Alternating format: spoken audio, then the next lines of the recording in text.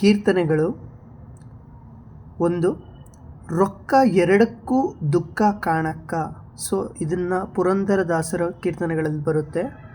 ಇಲ್ಲಿ ನೀವು ನೋಡ್ತಾ ಇರ್ಬೋದು, ರೊಕ್ಕ ಎರಡಕ್ಕೂ ದುಃಖ ಕಾಣಕ್ಕ ಅಂದರೆ ಇಲ್ಲಿ ರೊಕ್ಕ ಇದ್ರೂ ಅಥವಾ ರೊಕ್ಕ ಇಲ್ಲ ಅಂದರೆ ಕಾಸಿದ್ರೂ ಕಾಸು ಇಲ್ಲದಿದ್ರೂ ಸೊ ದುಃಖ ಅನ್ನೋದು ಮನುಷ್ಯನಿಗೆ ಇದ್ದೇ ಇರುತ್ತೆ. ಸೊ ಅವನದನ್ನು ಕಾಣ್ತಾನೆ ಅನ್ನೋದನ್ನು ಈ ಒಂದು ರೊಕ್ಕ ಎರಡಕ್ಕೂ ದುಃಖ ಕಾಣಕ್ಕ ಅನ್ನೋ ಒಂದು ಸಾಲು ತಿಳಿಸ್ತಾ ಇದೆ. ನೆಕ್ಸ್ಟ್, ಮಕ್ಕಳ ಮರಿಗಳ ಮಾಡೋದು ರೊಕ್ಕ.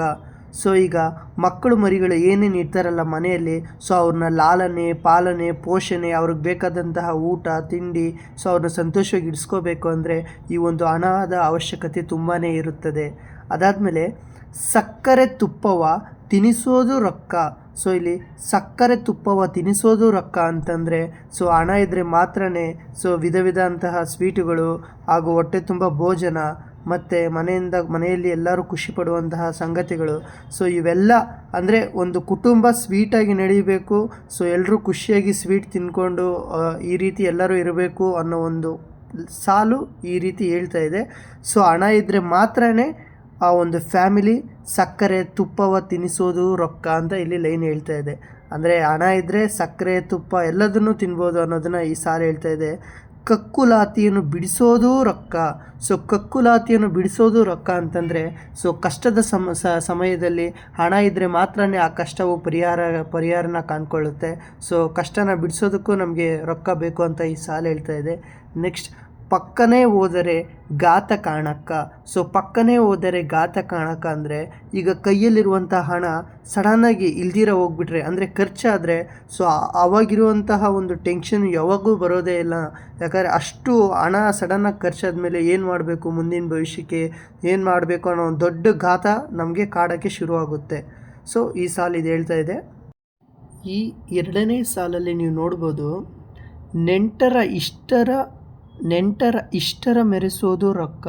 ಸೊ ನೆಂಟರು ಅವ್ರಿಗೆ ಇಷ್ಟ ಬಂದಂಗೆ ಹೋಗೋದು ಬರೋದು ಮತ್ತು ಈ ಒಂದು ಹಣದ ಸಹವಾಸದಿಂದ ನೆಂಟರು ಮನೆ ಸುತ್ತಕೊಳ್ಳುತ್ತಾರೆ. ಸೊ ಇದು ನೆಂಟರ ಇಷ್ಟರ ಅಂದರೆ ಅವ್ರಿಗೆ ಇಷ್ಟ ಬರೋ ಥರ ಮೆರೆಸೋದು ಸಹ ರೊಕ್ಕ ಅನ್ನೋದನ್ನು ಈ ಸಾಲ ಹೇಳ್ತಾ ಇದೆ. ಕಂಟಕಗಳ ಪರಿಹರಿಸೋದು ರೊಕ್ಕ. ಏನೇ ಕಂಟಕಗಳು ಏನೇ ಪ್ರಾಬ್ಲಮ್ಗಳು ಬರಲಿ ಅದನ್ನು ಪರಿಹರಿಸೋದು ಸಹ ಈ ಒಂದು ಹಣನೇ ಅಂತ ಇಲ್ಲಿ ಹೇಳ್ತಾ ಇದ್ದಾರೆ.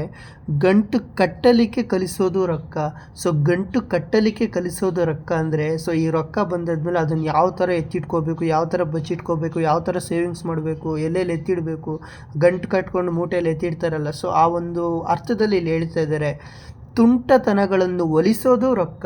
ಸೊ ಇಲ್ದಿರಂತಹ ಕೆಟ್ಟ ಗುಣಗಳನ್ನೆಲ್ಲ ಒಲಿಸೋದು ಸಹ ಈ ಒಂದು ರೊಕ್ಕ ಆಗಿದೆ. ತುಂಟತನಗಳು ಏನೇ ಇರಲಿ ಅದನ್ನು ಒಪ್ಕೊಬಿಡ್ಬೇಕು, ಮಾಡಬೇಕು ಅನ್ಸೋದನ್ನು ಮಾಡಿಬಿಡೋದು ಮತ್ತು ಕೆಟ್ಟ ಯೋಚನೆ ಮಾಡೋದು, ಕೆಟ್ಟ ಮಾಡೋದು, ತುಂಟತನಗಳನ್ನು ಒಲಿಸೋದು ಸಹ ಈ ಒಂದು ರೊಕ್ಕ ಆಗಿದೆ. ನೆಕ್ಸ್ಟ್, ಇಲ್ಲದ ಗುಣಗಳ ತರಿಸೋದು ರೊಕ್ಕ.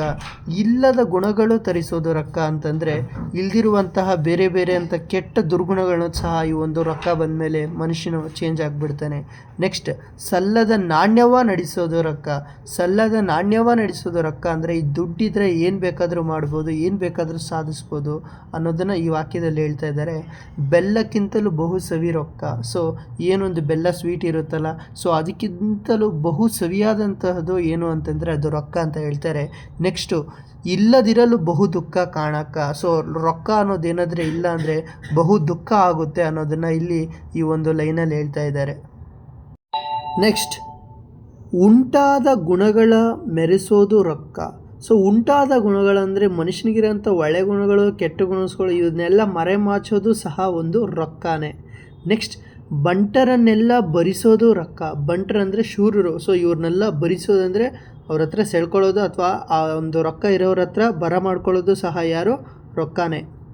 ನೆಕ್ಸ್ಟ್, ಕಂಠಿ ಸರಿಗೆಯನ್ನು ಗಳಿಸೋದು ರೊಕ್ಕ. ಕಂಠಿ ಸರಿಗೆ ಅಂದರೆ ಅದೊಂದು ರೀತಿಯಾದಂಥ ಚಿನ್ನದ ಆಭರಣ, ಅದನ್ನು ಗಳಿಸ್ಕೊಳ್ಳೋದು ಸಹ ಯಾವುದು, ರೊಕ್ಕ. ರೊಕ್ಕ ಇದ್ದರೆ ಮಾತ್ರನೇ ಅದನ್ನು ತಗೊಳಕ್ಕೆ ಸಾಧ್ಯ. ಒಂಟಿ ಕುದುರೆ ಆನೆ ತರಿಸೋದು ರೊಕ್ಕ. ಸೊ ಒಂಟೆ ಕುದುರೆ ಆನೆ ಈ ಎಲ್ಲ ಪ್ರಾಣಿಗಳನ್ನು ಸೊ ರೊಕ್ಕ ಇದ್ದರೆ ಈಸಿಯಾಗಿ ತರಿಸ್ಕೋಬೋದು. ನೆಕ್ಸ್ಟ್, ವಿದ್ಯದ ಮನುಜರ ಕರೆಸೋದು ರೊಕ್ಕ. ಸೊ ವಿದ್ಯದ ಮನುಜರಂದರೆ ಏನಾದರೂ ಒಂದು ಫಂಕ್ಷನ್ ಮಾಡಿರ್ತಾರೆ, ದೊಡ್ಡ ಎಜುಕೇಷನ್ ಚೀಫ್ ಮಿನಿಸ್ಟ್ರು ಅವರು ಇವರು ಒಳ್ಳೆ ವಿದ್ಯಾವಂತರು ಸೈಂಟಿಸ್ಟು ಅವ್ರನ್ನೆಲ್ಲ ಕರೆಸೋದು ಸಹ ದುಡ್ಡಿರೋರು ಮಾತ್ರನೇ. ನೆಕ್ಸ್ಟ್, ಒದ್ದಿದ ಜನರನ್ನು ಬಿಡಿಸೋದು ರೊಕ್ಕ. ಒದ್ದಿದ ಜನರು ಅಂತಂದರೆ ಒಂದು ಕಷ್ಟ ಸಂಕಟಗಳಲ್ಲಿ ಯಾರು ಸಿಲ್ಕಾಡ್ಕೊಂಡಿರ್ತಾರಲ್ಲ ಜನ, ಅವ್ರನ್ನ ಬಿಡಿಸೋದು ಸಹ ಯಾವುದು? ರೊಕ್ಕ ಮಾತ್ರನೇ. ಮುದ್ದು ಪುರಂದರ ವಿಠಲನ ಮರೆಸೋದು ಬಿದ್ದು ಹೋಗೋ ರೊಕ್ಕವ ಸುಡು ನಿನ್ನಕ್ಕ ಅಂತಂದರೆ ಏನು? ಮುದ್ದು ಪುರಂದರ ವಿಠಲನ ಮರೆಸುವ ಅಂತಂದರೆ ಈ ಒಂದು ರೊಕ್ಕದ ಒಂದು ಅಹಂಕಾರದಿಂದ ಮುದ್ದು ಪುರಂದರ ವಿಠಲನ ಮರ್ತೋಗ್ಬಿಟ್ಟಿರ್ತೀರ ನೀವು. ಅದಕ್ಕೆ ಆ ಮುದ್ದು ಪುರಂದರ ವಿಠಲನ ನೆನೆಸ್ಕೊಳ್ಳಿ. ರೊಕ್ಕನ ನೀವು ಸುಟ್ಟು ಬಿಸಾಕಿ. ಮುದ್ದು ಪುರಂದರ ವಿಠಲ ಮಾತ್ರನೇ ಸರ್ವಶ್ರೇಷ್ಠ ದೇವರು ಅನ್ನೋದನ್ನು ಈ ಒಂದು ಸಾಲಲ್ಲಿ ಅವರು ಹೇಳ್ತಾ ಇದ್ದಾರೆ. ಥ್ಯಾಂಕ್ ಯು, ಸಪೋರ್ಟ್ ಮಾಡಿ ಎಲ್ಲರೂ ನನಗೆ.